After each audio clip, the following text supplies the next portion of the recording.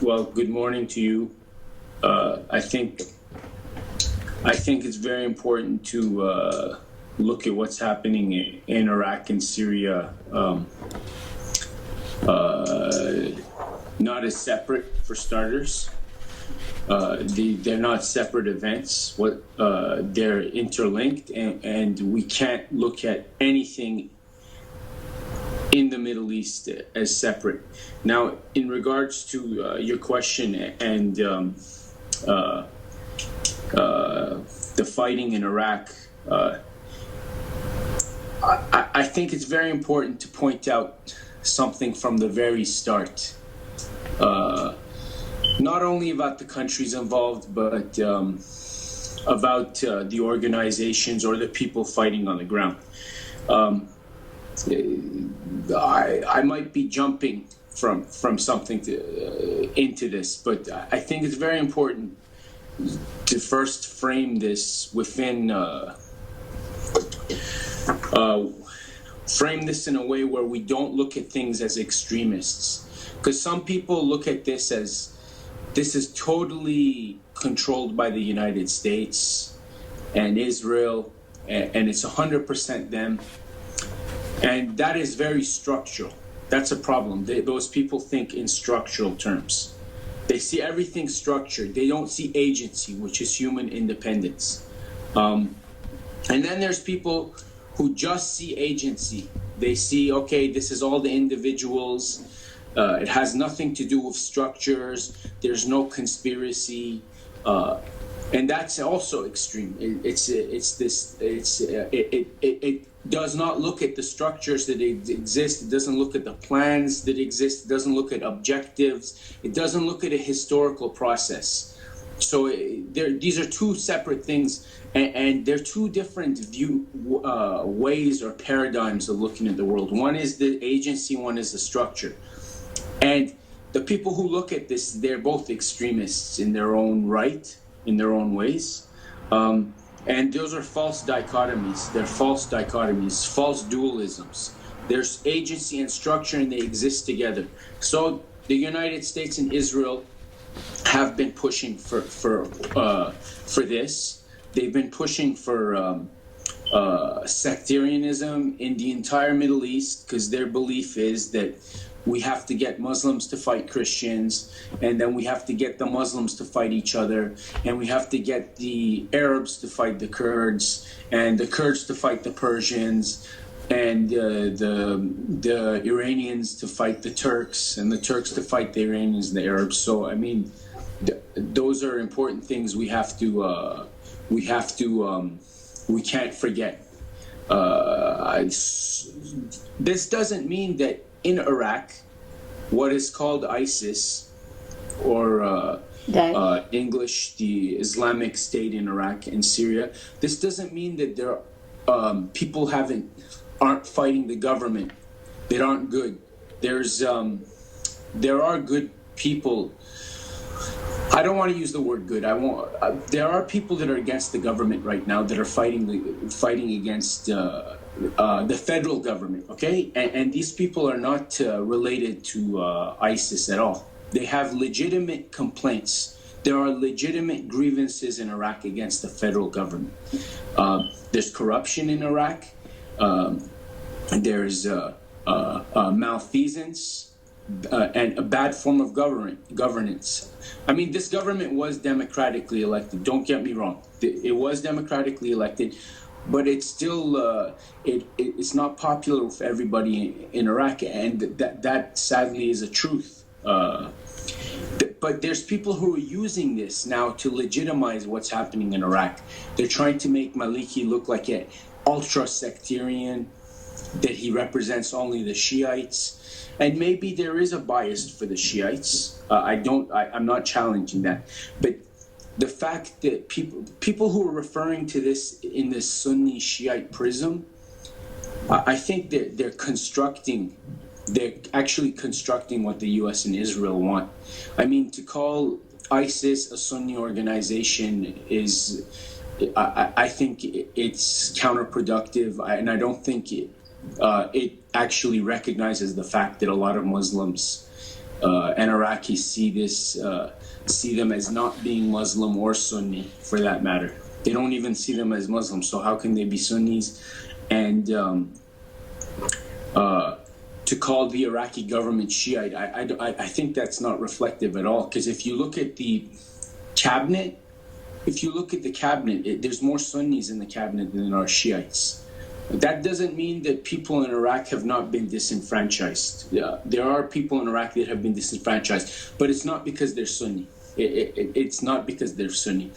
There are Shiites and Sunnis that have been disenfranchised in Iraq because of bad governance and weak governance. And I think it's important to point out that the United States has done everything it can to keep Iraq a weak and divided country.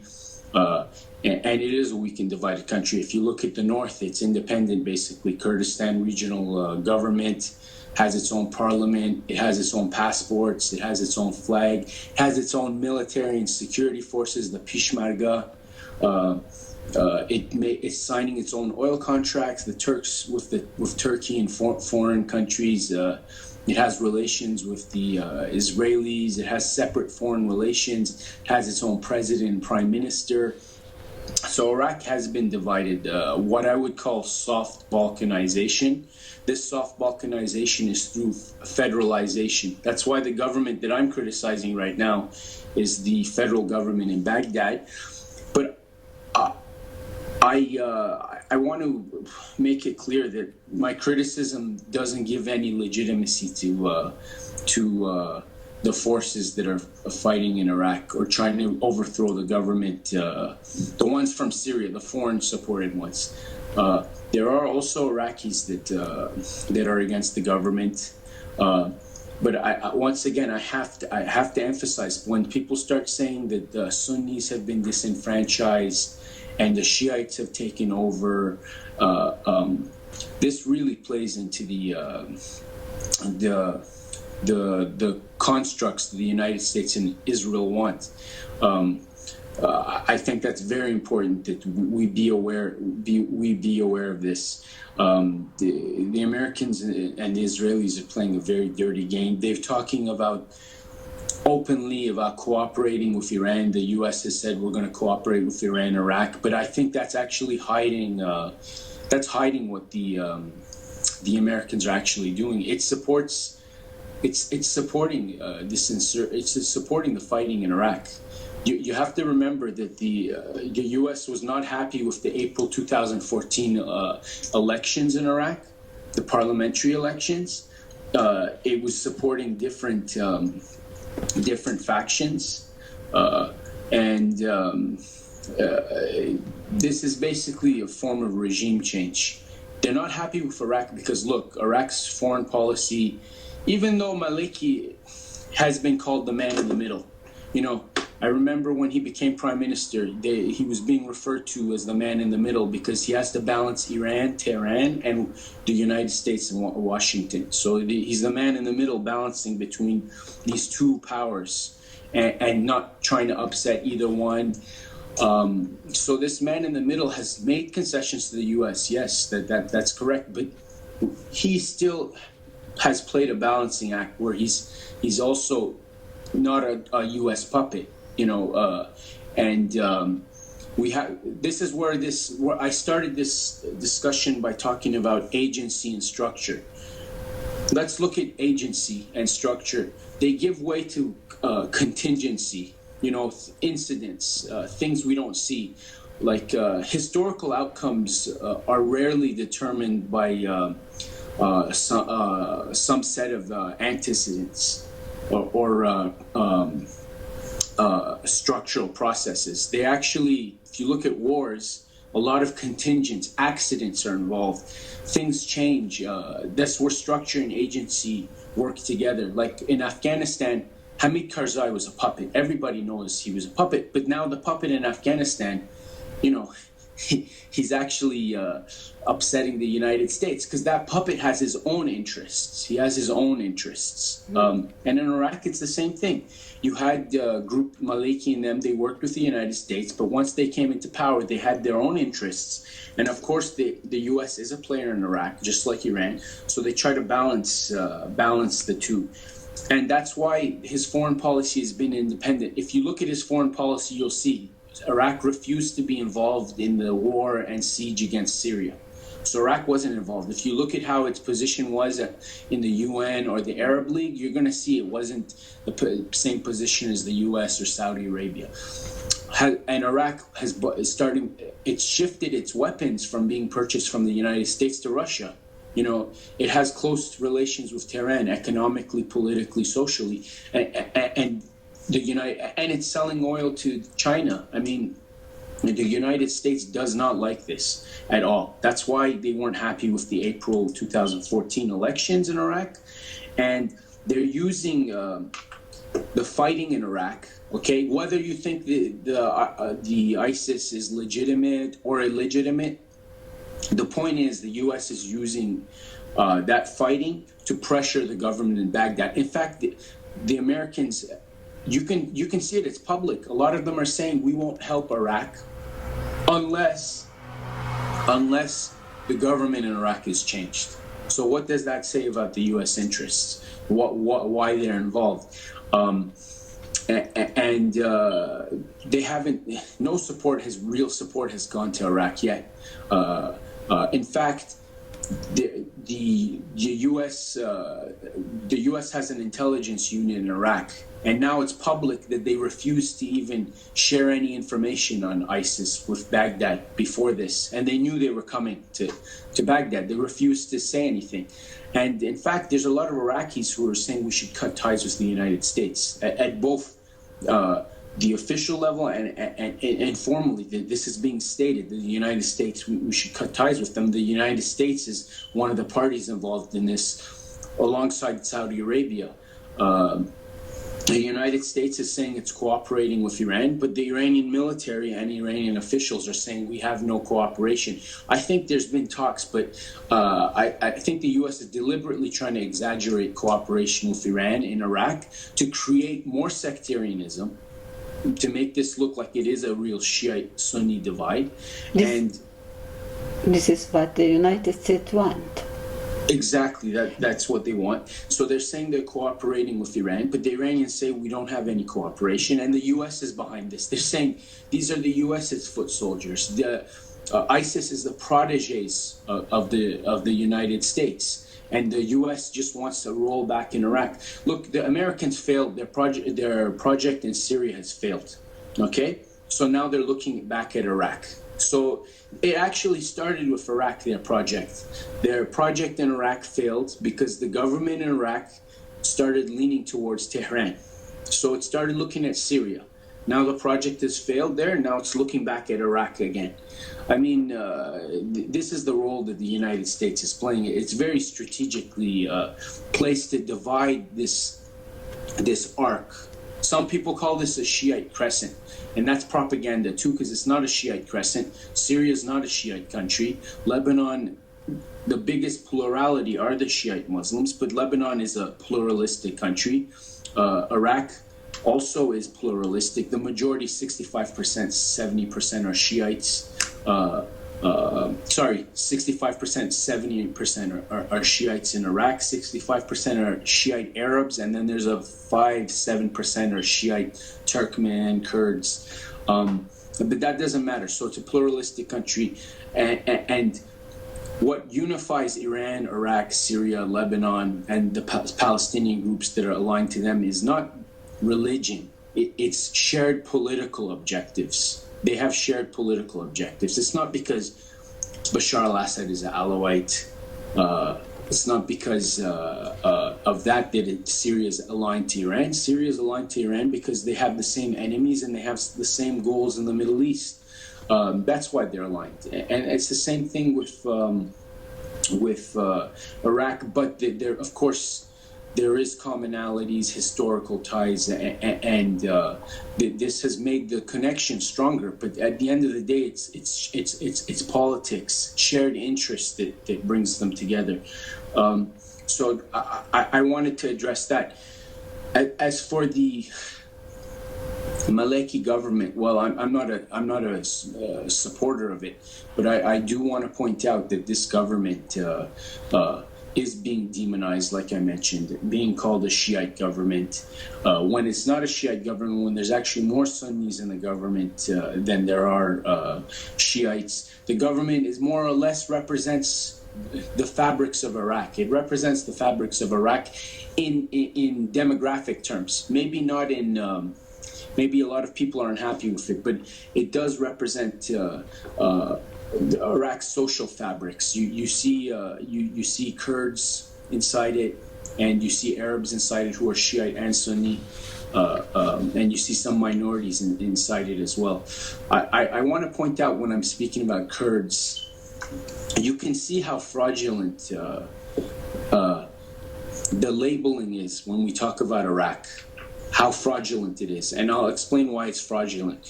I mean, in Europe, when you speak about, let's say you speak about Europe, you're not going to say Protestants, Roman Catholics, and then Russians, or you're not going to say Protestants, Roman Catholics, and Germans. You won't say that. You would say Protestants, Roman Catholics, Orthodox Christians. That's how you would speak. Or you would say British, Italian, German. You're not going to speak in those terms where you have religious groups and religious sects and an ethnic group or nationality. In Iraq, you do that. You say Shiite, Sunni, and Kurd. Kurd is an ethnic group. It's not a religion. Shiite and Sunni are religious groups or sects. So the Kurds most of them are Sunni and some of them are Shiite, and there's also Christians and other groups. So you can't put these two different things together. One is religion, one is ethnicity. You would say Arabs and Kurds, and maybe Turkmen and Assyrian and other groups. But in Iraq, they do this. And the reason behind this type of labeling and discourse is because it's meant to divide the country. It's meant to divide the country. When they say Sunnis, they mean Sunni Arabs. When they say Shiites, they mean Shiite Arabs. And when they say Kurds, they mean Kurds. But it's very clear that this type of labeling falls into the perimeters, the borders of a project to divide the country into basically three communities that would fight each other. If you look at a map of Baghdad before the Americans and the British invaded, almost all the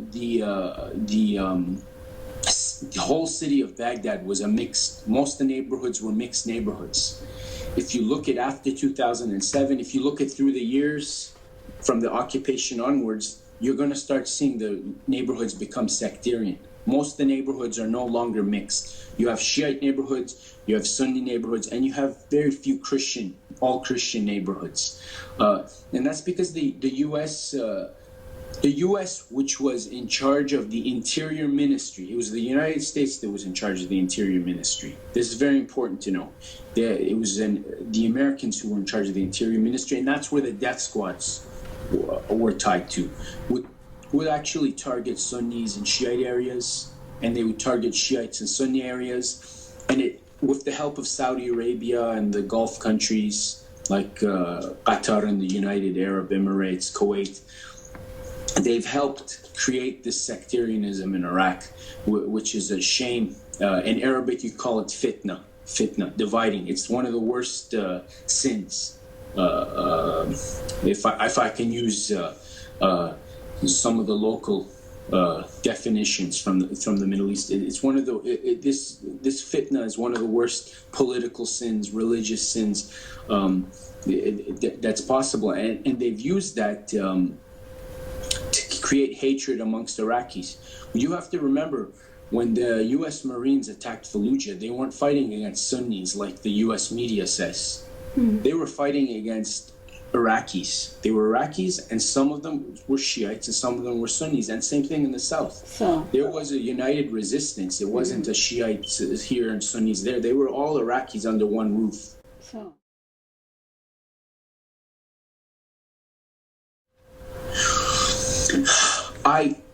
there is sectarianism in Iraq, okay? It does exist now. You can't take it out of the picture, but what I'm trying to say is that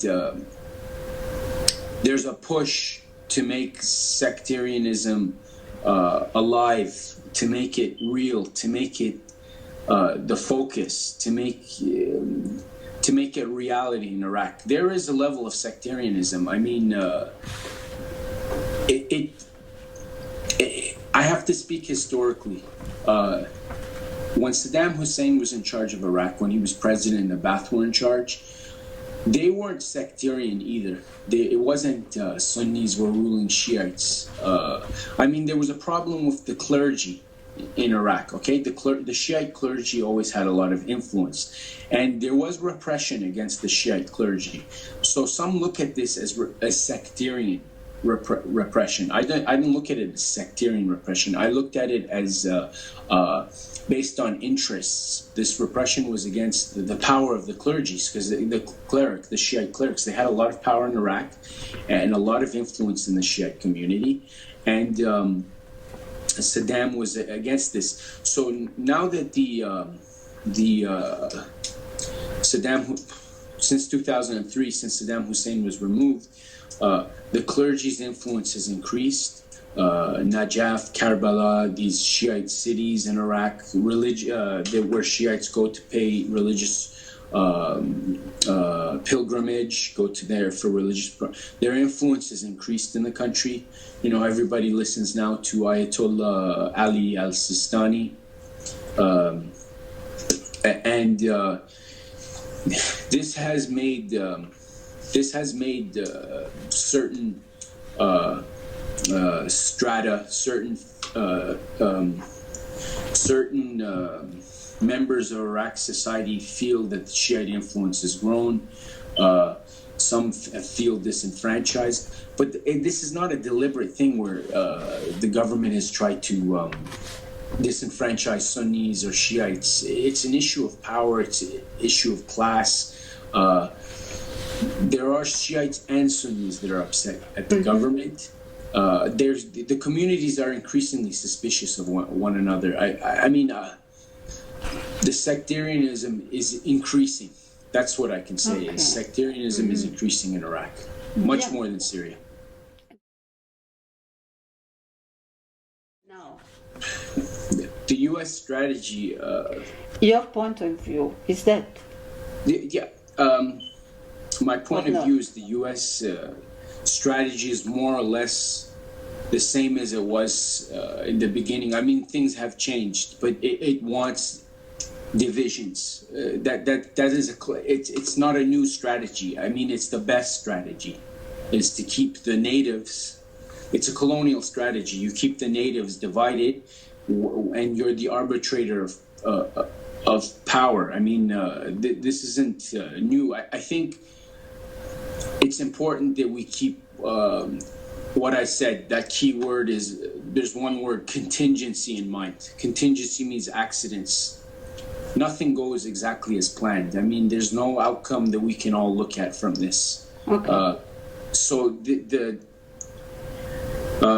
ISIL or ISIS, whatever you want to call it, the U.S. has supported them from the beginning. You know, it's helped train, fund, nurtured them. Let's say it's nurtured them, like incubated them. But they're not under full U.S. control. I mean, you have young people now who are upset with the government. Some of them are rebelling. And we have to keep contingency in mind. No one knows where this is going to go.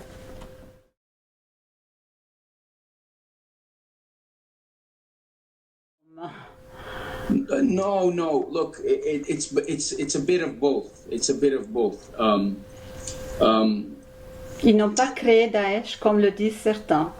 It's helped nurture it. Look, if we look at the how these organizations were made in Syria and Iraq, it started in Iraq.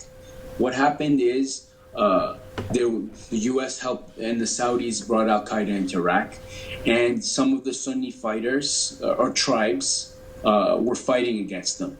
They were called Awakening. Their name for them was Awakening militias, okay? The U.S. started paying them, okay? Started paying their salaries. This is admitted by the United States, it's actually in the U.S. media from years ago. I mean, a lot of people forget these things, but the U.S. started paying their salaries. The Awakening militias, and this was part of the genealogy of these groups. And then you can start looking in Lebanon. Okay, what happened in Lebanon after 2006?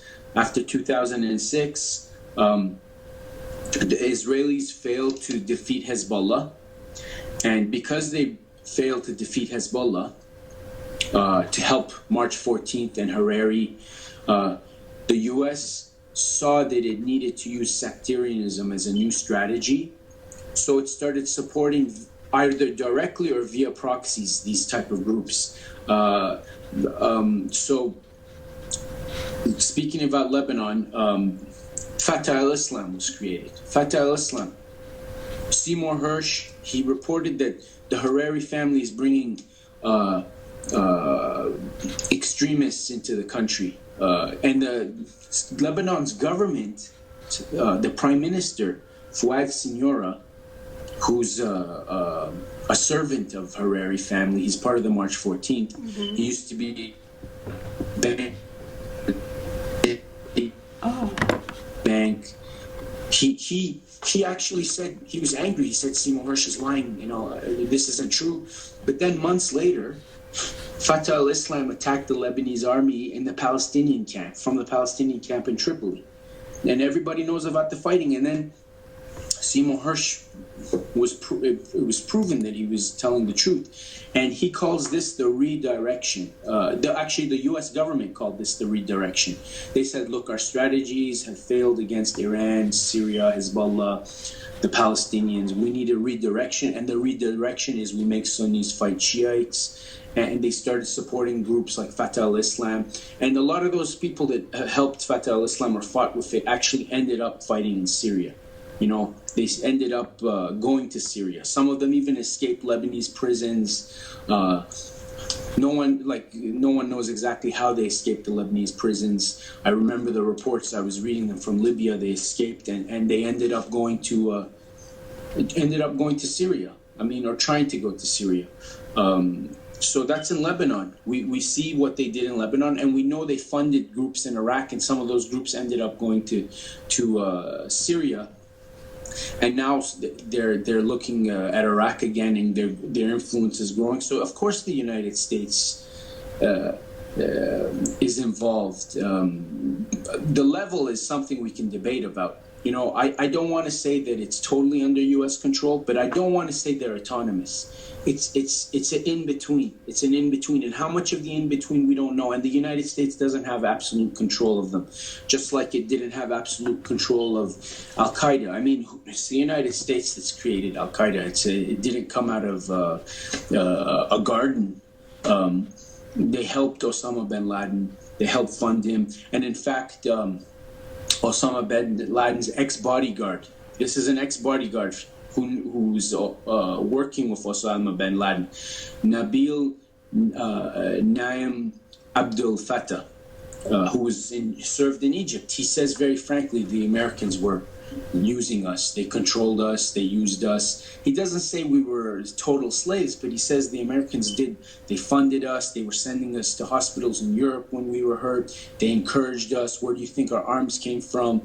There was money. They influenced us. There was training. He says all this. He says this very clearly. And in fact, in one interview, he says that he believes that Ayman, the current leader of Al-Qaeda, is a U.S. puppet, or he can't do anything that the U.S. doesn't allow him to do. And he's even said that he's very sure that the leader of Al-Nusra in Syria is a CIA agent or tied to the CIA. But so often we cannot prove. We can't prove. You're right. But I would still listen to someone like this who was in Al-Qaeda, who makes these statements. You have to be careful, and we have to listen to these things critically.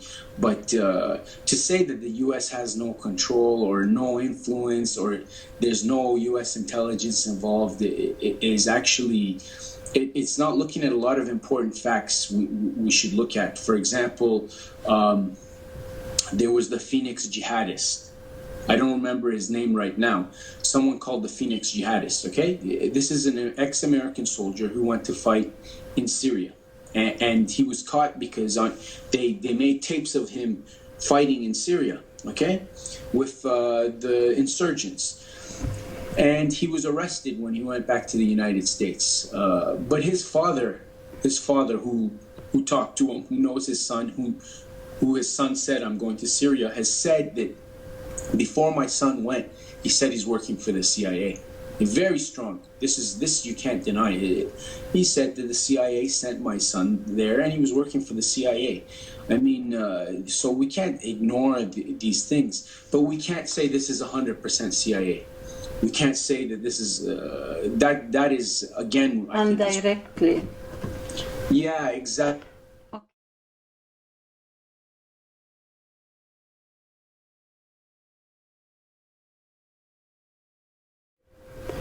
Okay, so they're saying that the U.S. position is not clear, and that destabilization, chaos is not in the interests of the United States and West. Well, I have to disagree with them on that, because you disagree with them. Yeah, I don't 100% disagree with them. I think that the United States wants managed chaos. That's I would add the word managed chaos. Look, we have to look at the actions of the United States historically to get the clearest view of what it's doing. I mean, I'm not saying the United States is a 100% rational actor. There's contingency, things change.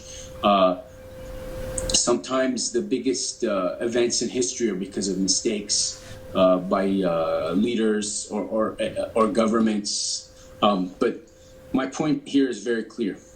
The United States benefited off World War I and World War II. Everybody knows that it came out as a superpower after those wars. Economically, it had a golden era. It benefited politically and economically. Why was this? Because the major powers in Europe and Asia destroyed each other. And if you look at the statistics of how many American troops died in those wars, it's almost nothing. You look at the countries that most of the troops died in World War I and World War II are the other great powers: France, Germany, Britain, the Soviet, Russia / China, Japan. I mean, these are the people, and these are the countries where the industries were destroyed. The industries of these major powers were all destroyed. The United States moved in and started taking over these places. So it does want some chaos in the Middle East, but it doesn't want absolute chaos. It wants enough to be managed. It doesn't want total destruction. It wants enough so it can still have leverage, and it can manage the situation. It cares about managing the situation where the oil goes. If you look at Mexico, I'll use Mexico as an example. Thousands of people die there every year, over 10,000. A lot of people die in Mexico because of the drug war. And the drug war is something the United States is behind. I mean, it pushes for that drug war. And Mexico, when you visit Mexico, it looks like a very stable country. If you go as a tourist, if you're going there for some sort of conference, it looks like a very stable country, but in reality, it's not it's not a stable country. There's fighting, there's political uncertainty, and this allows the United States to manage Mexico. Mexico can always meet its export demands. It can always meet its treaty obligations, its trade obligation. It meets all its obligations internationally, but inside the country is torn. It's not stable. In fact, there's parts of Mexico that aren't controlled by the government. So inside, it's not this united, totally secure country. And this is what the United States wants. Like, if you look at Iraq, there was fighting since 2003. The fighting in Iraq never stopped. Okay, but Iraq can send oil. It can meet its export agreements. It can meet its trade obligations, and the United States wants that type of chaos. And I think it wants enough chaos there to destabilize Iran. I think that it wants to destabilize Iran, and it wants to destabilize Syria. And it's not the United States alone. The Israelis also want this as well. And the United States has tried to hurt its own allies, like Turkey. I mean, the U.S. hurts friend and foe alike. And I believe that it's managed chaos they believe they want a certain amount of chaos. They don't want absolute chaos.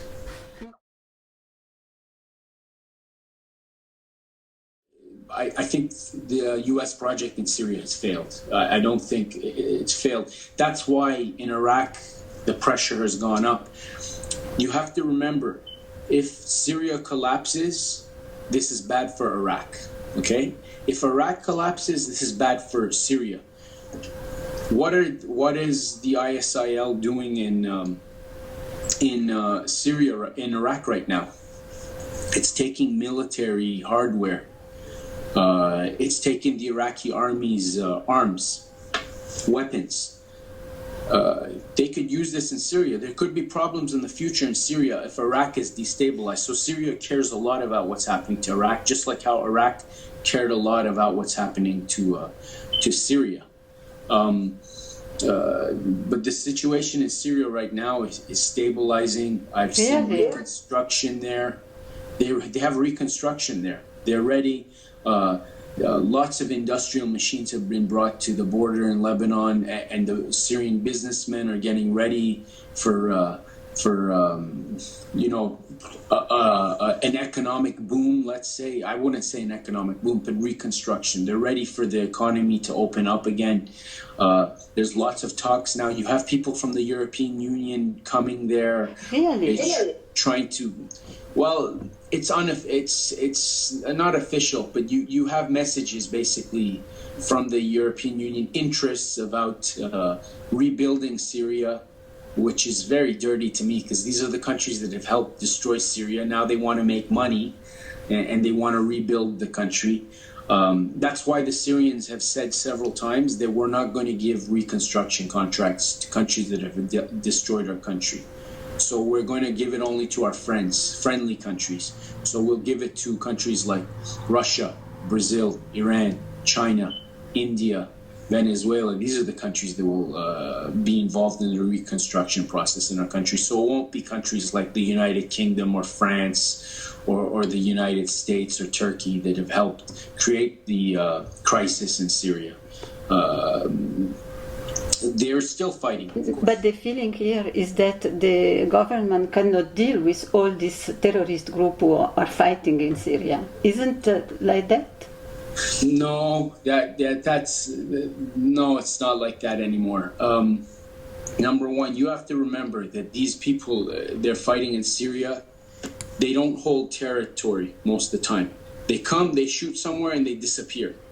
It's very hard to catch people that come shoot and disappear. If that happened in Switzerland or in Germany or anywhere in Europe, or if it happened in Canada, the United States, the government would have a very hard time finding them because they're just coming, blowing something up, shooting, and disappearing.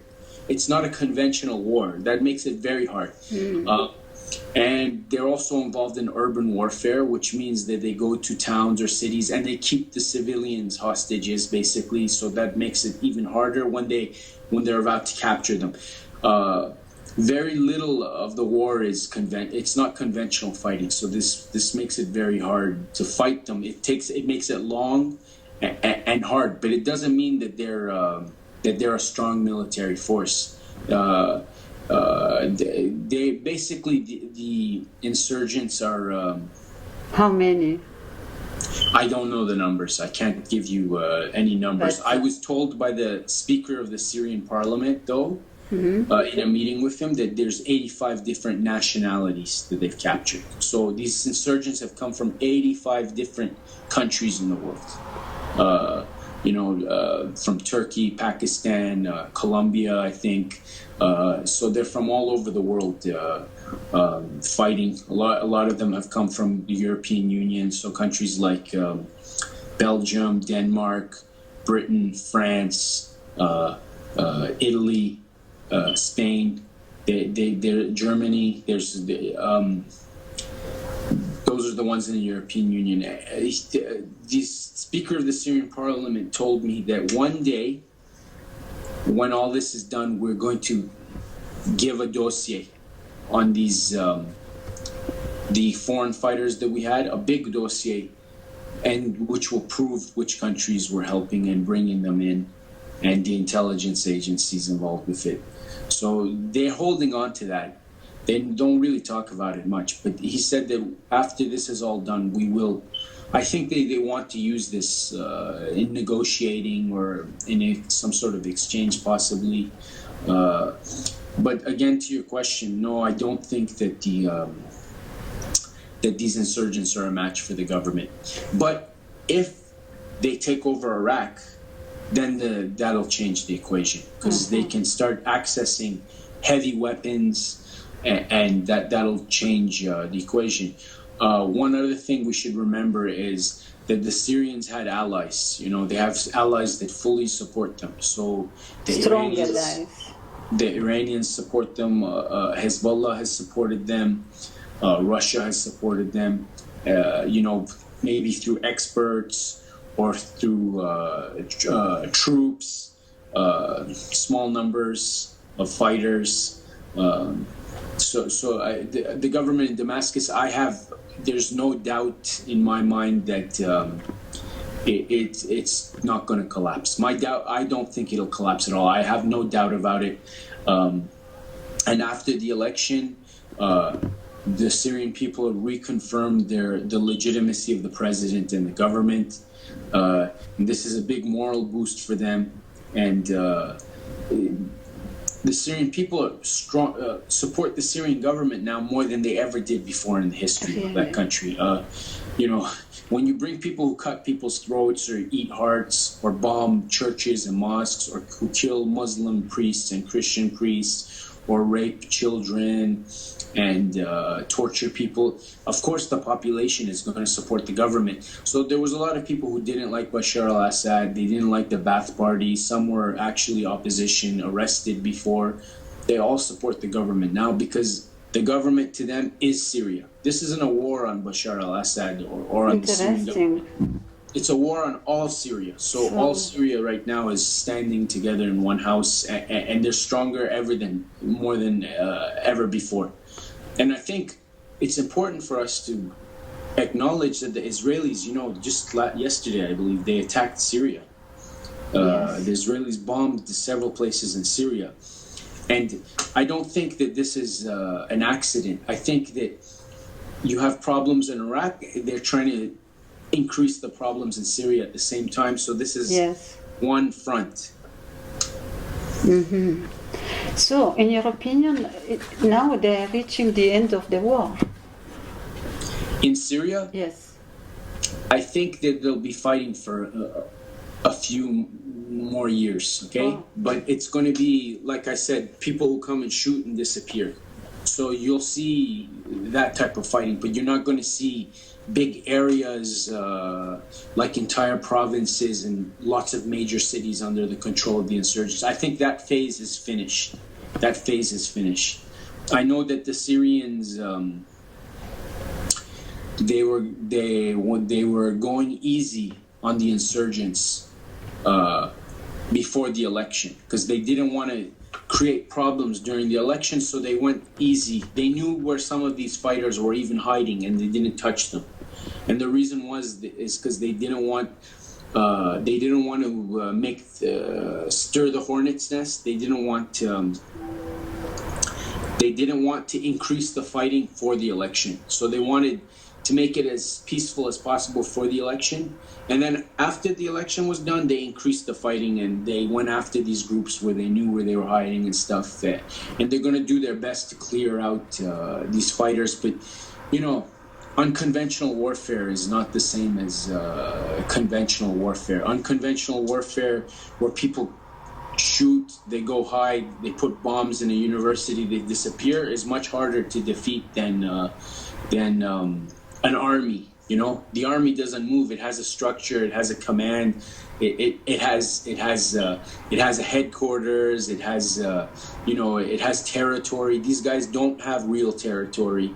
They just disappear into the night. They attack, disappear. You know, you could be driving on a highway. They just come on the highway. They shoot at the car. They disappear. So this problem will exist for a while in Syria, but it's not going to be one that can equate to regime change.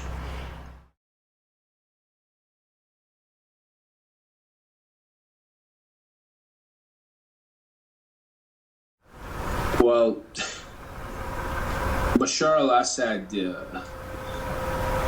first of all, the government in Syria is legitimate. Whether you like it or not, it was democratically elected. Regardless of what the U.S. State Department says, what the media says, people don't recognize that because of the propaganda. But I emphasize that this election in Syria, which I was one of the international observers there for, was not very different from any other elections. I saw it more as a referendum. It was more of a referendum for the legitimacy of the government, but there's a lot of work that still has to be done in Syria. But people in the West, people in the European Union, people in Canada and the United States, we have to recognize that we don't live in real democracies either. I mean, real democracy is not just voting. It means that the all people are involved in decision making. That's real democracy. Voting is a mechanism, and we hide the fact that we don't live in real democracies. We hide this fact by calling it indirect democracy or representative democracy. It means we have representatives who make decisions for us, but that's not real democracy. That's not us making decisions. It's theoretically they're making decisions for us. So we should recognize the fact that we don't live in real democracies before we start calling people like Bashar al-Assad a dictator. I think it's very important for us to fix our own homes first before we try to fix other countries. A lot of these solidarity movements, they think the revolutions are happening outside of their countries. So they've given up hope about democracy or equity in their own countries. So they focus on the so-called third world instead of looking at their own backyards, their own homes. Our parliamentary systems are actually part of empire building. If you look at the parliamentary systems that we live in, they're all part of the majority of Western countries. It's really tied to empire building. These are outdated systems, and it's very fair to call them parliamentary dictatorships. I mean, in Canada, we basically have a parliamentary dictatorship. One party votes, wins the seats. If it's a majority, it can do whatever it wants. Here in Canada, the Prime Minister of Canada was elected by a minority of the population. I don't see how that's democratic. It's because of the way the borders were made in Canada for voting. It's allowed a minority to govern the country with a majority government that's acted like a parliamentary dictatorship. So people can call Bashar al-Assad a dictator all they want, but they should, if they really believe that, they should fix the dictatorships they live in first before they try to fix something, another country. I think the Syrian people should be the agents. The Syrian people are the ones who make decisions for their own country.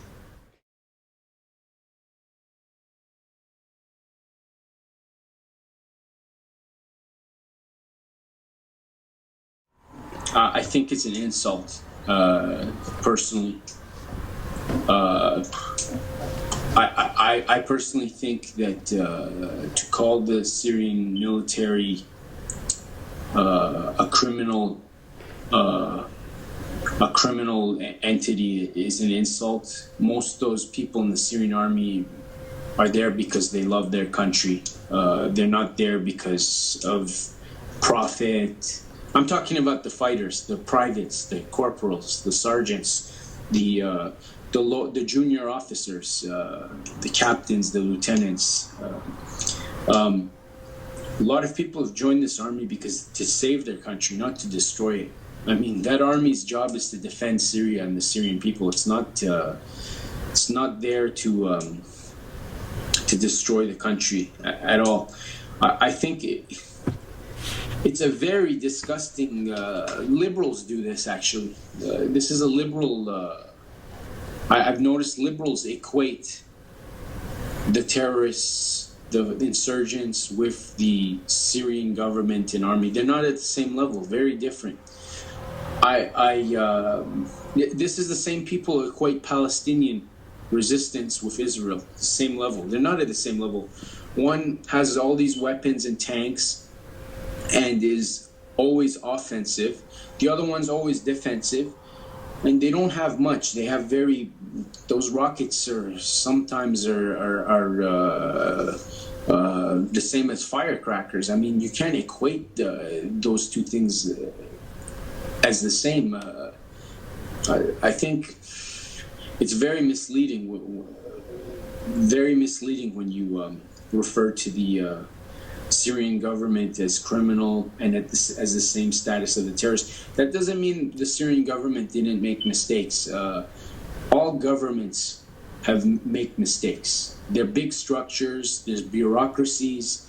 They're not they're not made of angels. Mistakes happen. What's important is to see if there's accountability, if there's steps to correct mistakes. And if there's reforms on things that need to be corrected. And I think the Syrian government's taking the right steps. I think there's a lot of work they have to do, but to call them, to equate them with the people that are trying to destroy the country, those foreign fighters are not attacking the government. It's very important to emphasize this. The foreign fighters are not attacking the government. They're not revolutionaries. Revolutionaries have political targets. They go after government or political targets. These people that are attacking Syria from the outside, they kill civilians. They kill people that just because they support the government. They attack universities, hospitals. Revolutionaries never attack hospitals or universities. They attack political targets. These aren't revolutionaries. They're bandits, they're terrorists, and they're there to destroy the country. They've been stealing so many things from Syria and selling it in Turkey, historical artifacts, industrial goods, oil. They've been kidnapping people and ransoming them for money. Some of them have been paid by. A lot of them have been getting salaries to do this. You have to remember, some of them have gone to Syria because they're desperate. Some were brainwashed to go, but a lot of them have been desperate, and they're getting paid $100 a day, American dollars, or more, and that's a lot of money. And some have done it for those reasons. Others have been opportunists. They've gone there to steal and make profit. So these people, a lot of them, wherever they go, they've been looting homes, taking cars. Most of them have not been revolutionaries. The majority of them have not been revolutionaries. There's been misguided people, and this is where we have to. Again, I have to talk about agency and structure. This is very important. If you look at it structurally, like this is a total controlled by the United States, you forget the fact that there are some people who, for the wrong reasons, they were misguided, they joined, to fight, and later some of them are regretted, and they said it was a mistake. I thought that I was doing something good. So you have to remember that in Syria and Iraq, some people, for some reasons, they get brainwashed and they do join these things, but you shouldn't forget that there also is government supporting them, pushing them, encouraging them, and at the end of the day, controlling them in one way or another. So we cannot call these people opposition? It has nothing to do with an opposition? The fighters? Yes. It depends on your definition of opposition. I mean, language is very flexible. Is the definition? I would call them legitimate opposition. They're not legitimate. Illegitimate, yes. Because they've targeted the legitimate. In Syria, people forget that there has always been a legitimate opposition. Many of them have gone to jail multiple times, and most of them stayed in the country. And that legitimate opposition now supports the government. Okay? I remember when members of the legitimate opposition in Syria went to meet the foreign-supported opposition. They had a meeting in Cairo. The leader of the Syrian National Council, the foreign-supported opposition, which is not legitimate, was Borhan Gailyoun at the time, I think. He met with the leader of the internal opposition in Syria. What happened to the leader of the internal opposition in Syria? They were attacked. They were attacked in Cairo by the supporters of the foreign-supported opposition. They wanted to have a memorandum. They made a memorandum together, and after a few hours, the memorandum was withdrawn because the leader of the Syrian National Council wasn't allowed to make decisions by himself. There was foreign involvement because the internal opposition wanted to oppose the government, but it didn't want foreign intervention. It was totally against foreign intervention or an attack on the country. And so no joint memorandum was produced. Usually, the supporters of the foreign opposition, foreign-controlled opposition, they attack the legitimate opposition, and they slander them and label them, and they call them regime supporters.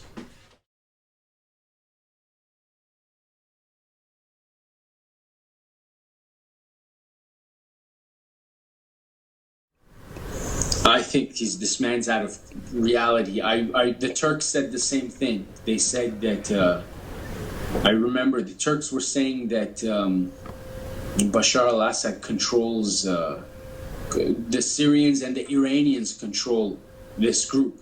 Oui. If the Iranians and Syrians control this group, why is it attacking the government they like in Baghdad? So the Iranians want Maliki to fall? I mean, that doesn't make any sense. These people are blaming the victims. They're blaming, these people are the criminals themselves. The foreign minister of France is one of the criminals himself.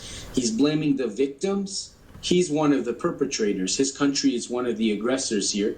They want to blame the victims for this. The United States is doing the same thing. It's pretending it wants to help Iraq. It wants to work with the Iranians to help Iraq, when it's really the one that is happy to see the ISIL attacking Baghdad. I mean, this is very Orwellian. It's not in the interest of. It's not in the direct interest of Syria for this group to go into Iraq at all, because Syria needs a stable Iraq. It needs a stable border because foreign fighters come in from Iraq. It does not want to see these foreign fighters take over the Iraqi army's assets. Since we're talking about this, I want to say something very important. It's been said and reported that in Iraq, the military surrendered in places like Mosul or left because they were afraid. It's been reported. But it's also been reported that some of the commanders there were actually tricked by the United States into telling their soldiers to surrender or leave, and to leave the weapons there. So that's also been reported, and I'd like to mention that, because either the Iraqi army is very weak, which could be very true because the United States doesn't want a strong Iraq. The first thing the U.S. actually did in Iraq, it dismantled the army when it took over, the U.S. and Britain. When they invaded in 2003 and they occupied, the first thing they did is they dismantled the Iraqi military. And the reason for this is because the Iraqi military was the backbone of the country. It was a very important institution, and they dismantled it. And till this day, they've always wanted to see it weak. So maybe they did leave because they're weak. But we have to keep in mind those reports that say that the Americans influenced or maybe even tricked Iraqi military officers or generals into making their soldiers leave those cities. Very interesting, Mahdi. So I have to thank you very much for this interview. Okay. Thank you. Bye-bye. Okay. Bye.